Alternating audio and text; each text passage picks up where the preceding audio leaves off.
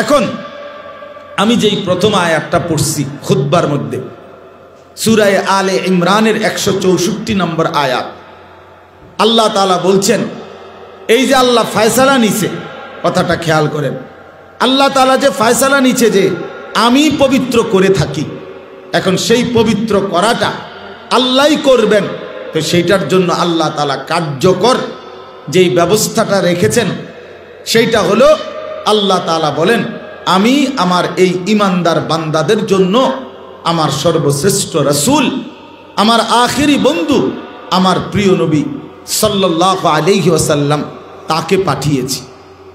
লাকাদ মান্নাল্লাহু আলাল মুমিনিন, আল্লাহ তাআলা বলেন মুমিনদের উপরে আল্লাহ তাআলা সবচেয়ে বড় দয়া করেছেন। কি দয়া? এক ঈমানদারের উপরে, এক মুসলমানের উপরে। এই যে আমরা এখানে মুসলমান, আমরা ঈমানদার ভাই, আমাদের উপরে আল্লাহর সবচেয়ে বড় দয়া কি? জীবনের সবচেয়ে বড় পাওয়া আমাদের কি? আল্লাহ তাআলা বলেন মুমিনের জন্য জীবনে আমি আল্লাহর সবচেয়ে বড় দয়া হলো আমার আখিরি রাসূল, আমার কলিজার টুকরা, আমার সবচেয়ে প্রিয় বন্ধু, আমার হাবিব, আমার দোস্ত নবী মুহাম্মদ সাল্লাল্লাহু আলাইহি ওয়াসাল্লাম, তাদেরকেই আমি আমার এই ঈমানদার বান্দাদের জন্য দিয়ে দিলাম। এটাই হলো আমি আল্লাহর সবচেয়ে বড় দয়া। এটা দয়া, আল্লাহর সবচেয়ে বড় দান যে আমরা নবীকে পেলাম, আমরা প্রিয় নবী সাল্লাল্লাহু আলাইহি ওয়াসাল্লামকে পেলাম, শ্রেষ্ঠতম রাসূলকে পেলাম, এমন একজন নবীকে পেলাম যার সব কিছু সুন্দর, যার সব কিছু শ্রেষ্ঠ, তার সব সুন্দর, সব সুন্দর। তিনি হাসলেও সুন্দর, তিনি কাঁদলেও সুন্দর, তিনি কথা বললেও সুন্দর, তিনি চুপ থাকলেও সুন্দর, তিনি হাঁটলেও সুন্দর, তিনি স্থির দাঁড়িয়ে থাকলেও সুন্দর, তিনি সুন্দর, সবচেয়ে সুন্দর। ও আহসানু মিনকা লাম তারা কাত্তু আইনি ও আজমালু মিনকা লাম তালিদিন নিসাউ। নবী সাল্লাল্লাহু আলাইহি সাল্লামের সাহাবী হযরত হাসান ইবনে সাবিত বলছে যে আয় নবী, আপনার চাইতে সুন্দর আমি এই দুই নয়নে আর কাউকে দেখিনি। আপনার চাইতে সুন্দর কাউকে কোনো মা জন্মই দেয় নাই, প্রসবই করে নাই, এমন সুন্দর। তাহলে তিনি সবচেয়ে সুন্দর, আবার তিনি সর্বশ্রেষ্ঠ, সব গুণে তিনি শ্রেষ্ঠ। জীবনের যত কিছু কল্পনা করা যায় মানুষের জীবনে, সমস্ত গুণে তিনি শ্রেষ্ঠ। বন্ধুর কাছেও শ্রেষ্ঠ, দুশ্মনের কাছেও শ্রেষ্ঠ। অর্থাৎ এই 1450 বছর ধরে আল্লাহ নবী সাল্লাল্লাহু আলাইহি ওয়াসাল্লামকে অসংখ্য অগণিত কোটি কোটি মুমিন নবীজির জীবন পরীক্ষা করছে, বিশ্লেষণ করছে, তাদের কাছেও নবীজি সর্বশ্রেষ্ঠ। আবার এই 1450 বছর ধরে কত কাফের, বেঈমান, মুশরিক, নাস্তিক, মুরতাদ, কত বিধর্মী, গবেষক, পণ্ডিত, দার্শনিক, বুদ্ধিজীবী, কাফের তারা, কিন্তু তারা আমাদের নবী সাল্লাল্লাহু আলাইহি সাল্লামকে নিয়ে গবেষণা করেছে, তাদের কাছেও তিনি সর্বশ্রেষ্ঠ। এজন্য তিনি বন্ধুর কাছেও শ্রেষ্ঠ, দুশ্মনের কাছেও শ্রেষ্ঠ, আপনজনের কাছেও শ্রেষ্ঠ, পরের জনের কাছেও শ্রেষ্ঠ। তিনি সবার কাছেই তিনি সর্বশ্রেষ্ঠ। আল্লাহ তাআলা বলেন এই সর্বশ্রেষ্ঠ রাসূল আমি তোমাদেরকে দিলাম, এটাই হলো আমার সবচেয়ে বড় দয়া, সবচেয়ে বড় ইহসান। এখন কেন দিলাম? আল্লাহ তাআলা বলেন 3টা উদ্দেশ্যে দিলাম। এক, ইয়াতলু আলাইহিম আয়াতিহি, আমার কালাম, আমার কোরআন আমার বান্দাদের সামনে তেলাওয়াত করবে, শোনাবে, শিখাবে। কোরআন তেলাওয়াত করবে, কোরআন শিখাবে, কোরআনের তেলাওয়াত উচ্চারণ করাবে, বিশুদ্ধ তেলাওয়াত করাবে। এইটা আমার রাসূলের মূল মাকসাদ। 2 নাম্বার, ওয়ায়ুযাক্কিহিম, এইটা বলার জন্য আমি বলছি। নবী সাল্লাল্লাহু আলাইহি সাল্লামের দ্বিতীয় দায়িত্ব, আল্লাহ তাআলা বলেন 23 বছরে আমি আমার রাসূলকে দিয়ে কি করলাম, কেন পাঠাইলাম? দ্বিতীয় জিম্মাদারি হলো ওয়ায়ুযাক্কিহিম, তিনি আমার বান্দাদের অন্তর পবিত্র করবেন, তাজকিয়া করবেন, ইসলাহ করবেন, সংশোধন করবেন। আমার বান্দাদের অন্তর থেকে সমস্ত মন্দ আখলাক, সমস্ত মন্দ স্বভাব দূরীভূত করে উত্তম স্বভাব দ্বারা সুসজ্জিত করে দিবেন, আখলাক দ্বারা সাজিয়ে দিবেন, জিন্দিগির দিলটা পরিশুদ্ধ করে দিবেন। এটা হলো তাজকিয়া। এটা নবী সাল্লাল্লাহু আলাইহি সাল্লামের 23 বছরের অন্যতম মিশন, দায়িত্ব। আর 3 নাম্বার হলো ওয়া ইউআল্লিমুহুমুল কিতাবা ওয়াল হিকমা। আল্লাহ তাআলা বলেন তৃতীয় দায়িত্ব হলো, কেন আমি নবীকে দিলাম, তৃতীয় জিম্মাদারি হলো কোরআন এবং সুন্নাহর আলোকে আমার বান্দাদের পুরা জীবন তিনি হাতে কলমে শিখিয়ে দেবে, গঠন করে দিবে, জীবন গঠন করবে, এই উদ্দেশ্যে। তাহলে আমাদের প্রিয় নবী সাল্লাল্লাহু আলাইহি সাল্লাম এই পৃথিবীতে আসছেন তিনটি মহৎ উদ্দেশ্যে।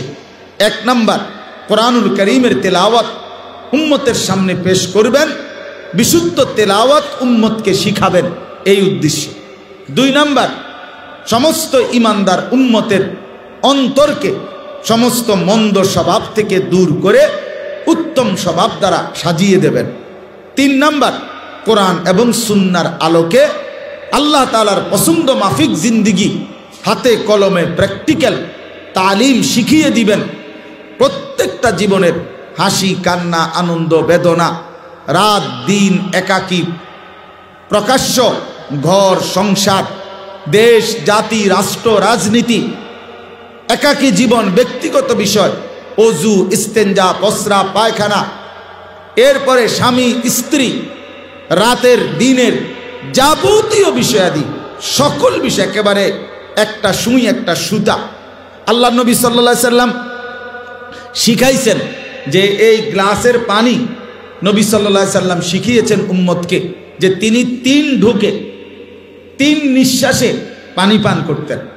প্রতিটা নিঃশ্বাস গ্লাসের মধ্যে ফেলতেন না, নিঃশ্বাস বাহিরে ফেলতেন।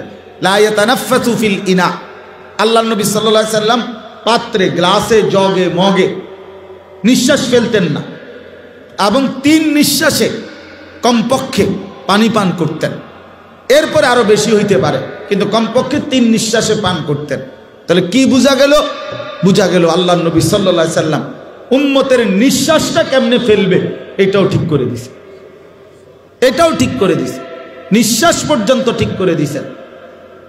ঘর বাহির, অজু ইস্তেঞ্জা, টয়লেট বাথরুম, পেশাব পায়খানা, রাত দিন একাকী প্রকাশ্য, জীবনের সকল অঙ্গনে, জীবনের প্রতিটা পদক্ষেপে, একেবারে আদনা থেকে আদনা, ছোট থেকে ছোট, বড় থেকে বড়, সব ব্যাপারে সব বিষয়ে তিনি সর্বোচ্চ সুমহান আদর্শ কোরআন সুন্নাহর আলোকে আল্লাহ তাআলা কি চাচ্ছেন, জান্নাতের উপযোগীটা কেমন হইলে হবে, আখিরাতের মুক্তি কিভাবে মিলবে, ডান হাতে আমলনামা কিভাবে আসবে, ফুল সিরাত কিভাবে বিদ্যুতের মতো পার হবে, অর্থাৎ আখিরাত এবং জান্নাতের উপযোগী আল্লাহ যা চাইছেন তার শতভাগ প্র্যাকটিক্যাল আল্লাহর নবী সাল্লাল্লাহু আলাইহি সাল্লাম সাহাবায়ে কেরামের মাধ্যমে উনাদের কাছে নবী সাল্লাল্লাহু আলাইহি সাল্লাম শিখিয়ে দিয়েছেন।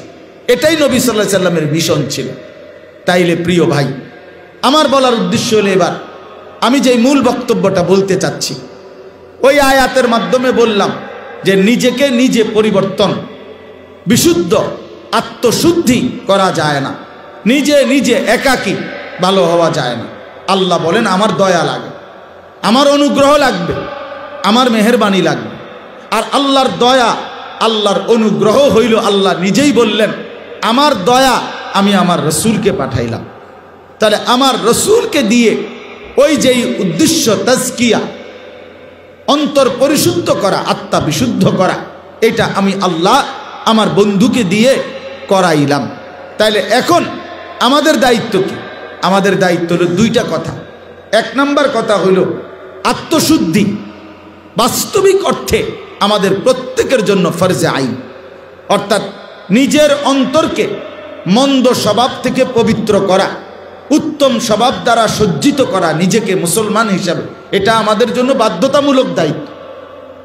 এটা খামখেয়ালি বিষয় না, খামখেয়ালি বিষয় না। লোকের সামনে অথবা কখনো কখনো কারো সামনে একটু ভদ্রতা দেখাইলাম, একটু সুন্দর 2টা বাক্য বললাম, এটাকে আখলাক বলে না, এটাকে আখলাক বলে না ভাই, আখলাক বলে না। আঙ্কেলের সামনে আপনি, ভাই তোমার অসুবিধা হলে চেয়ারে বসো, চেয়ার নাও, আছে চেয়ার আছে তো নেও, সমস্যা নাই, চেয়ার নাও। তুমি বারবার মাথা উঠাইলে অন্যদের কষ্ট হয়, আর নয়তো এমনি বসো আসন ধরে, যেমনি সুবিধা হয়।